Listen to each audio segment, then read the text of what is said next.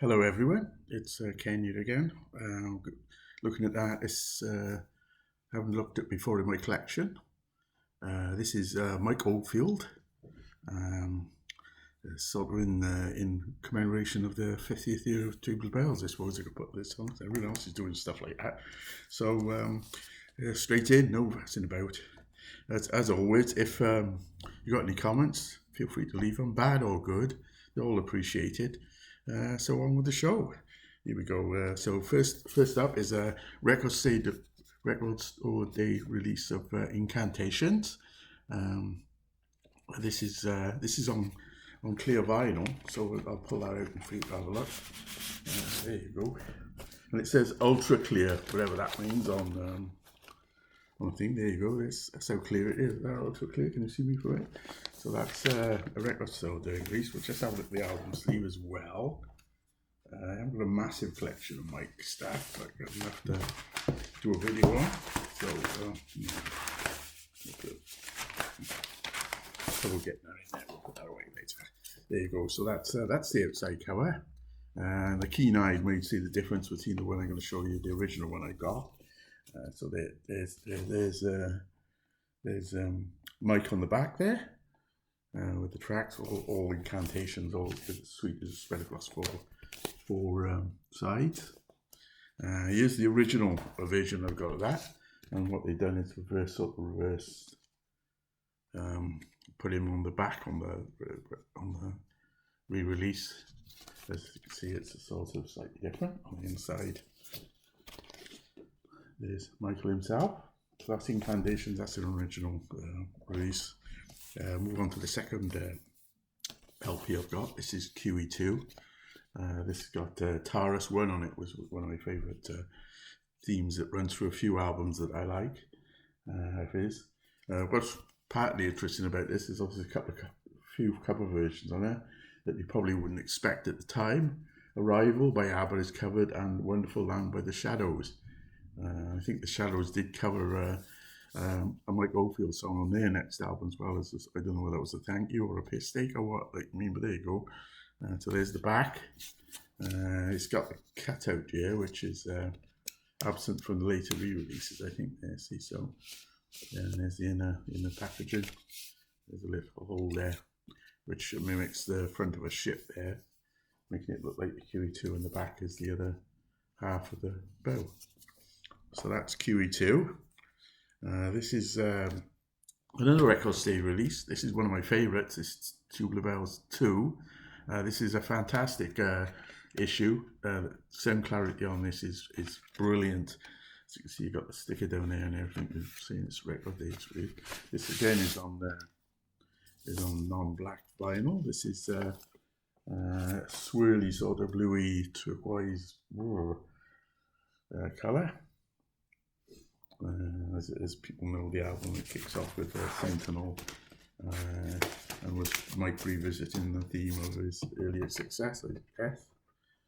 So that's Tubular Bells 2. Particularly like the cover as well. I think that's an improvement in my eyes anyway on the original. The original is outstanding at the time, of course. Changed people's conceptions of music in some ways, rock music anyway. This is the only live album I think he's released. This is Exposed. This is a re-release. It's not uncoloured vinyl. It is half speed mastered, I do believe, though. I'll just check that for you. I've got the hype sticker stuff on. I tend to stick my hype stickers on the inside there. No, it's not. I didn't say it's half speed mastered. 180 grams. Includes a download card. Whoa. My person could, vinyl LP should include a download card. They seem to be less and less now, though. Tracks on here include Cantations, whole suite over sides 1 and 2. And on record 2, it's Tubular Bells part 1 and 2, and then the Guilty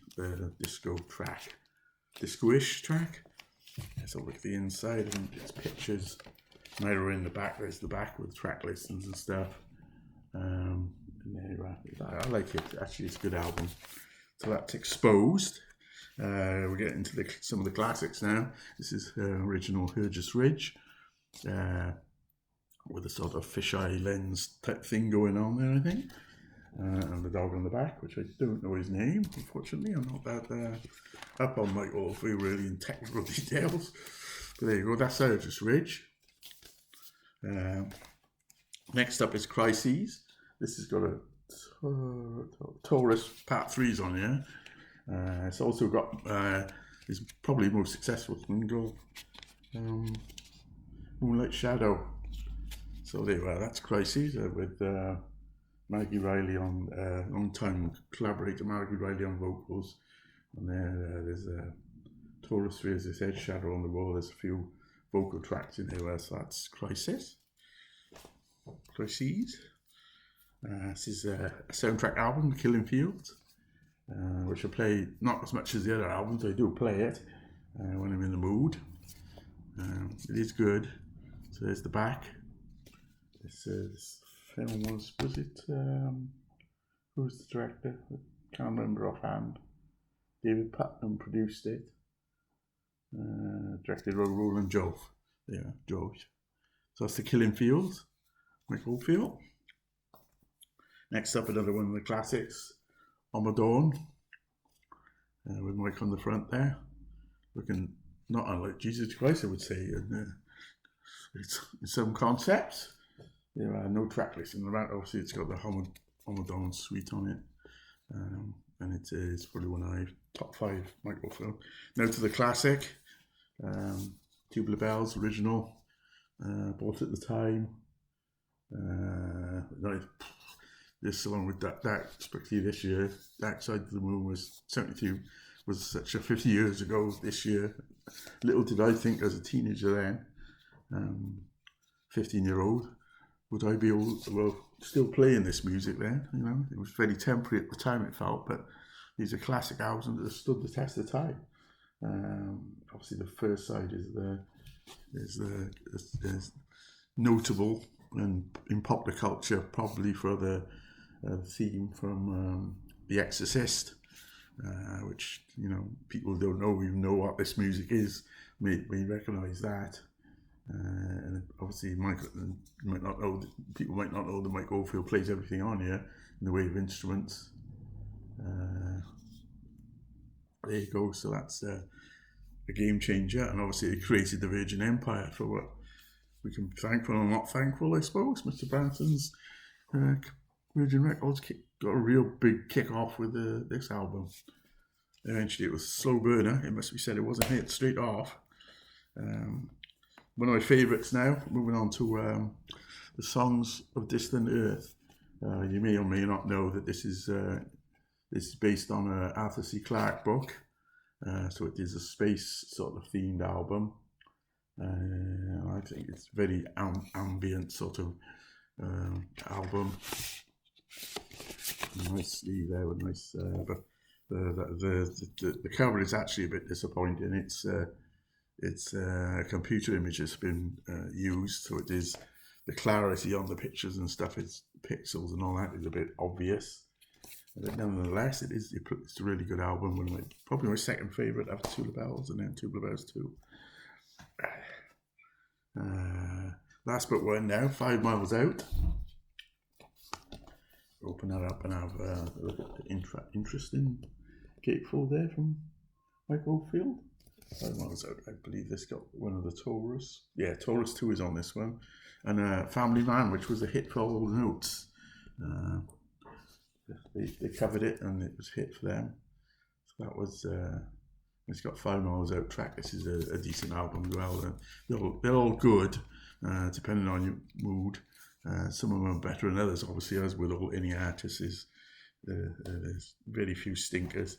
And finally, wrapping this presentation up with Discovery, which has got To France on. I like that one, and The Lake, which is an extended instrumental on side 2. So there's a back there. So it's got Discovery and The Lake on there, but the album's called Discovery. And that's an original. It is in a picture sleeve with a dubious picture, I would say, of Mike on there. I don't know, long hair gone. Took a picture of that with one that looks like Jesus Christ. And what difference a few years can make. Picture Maggie Riley on there who does vocals and stuff, and Simon Phillips, is it? Simon Phillips? Not sure who his collaborators are on the album. So that's my Mike Oldfield collection. I'll be along in a few weeks' time with another one. If you enjoyed or didn't enjoy, comments are always accepted, and I look forward to seeing you soon. So bye from me.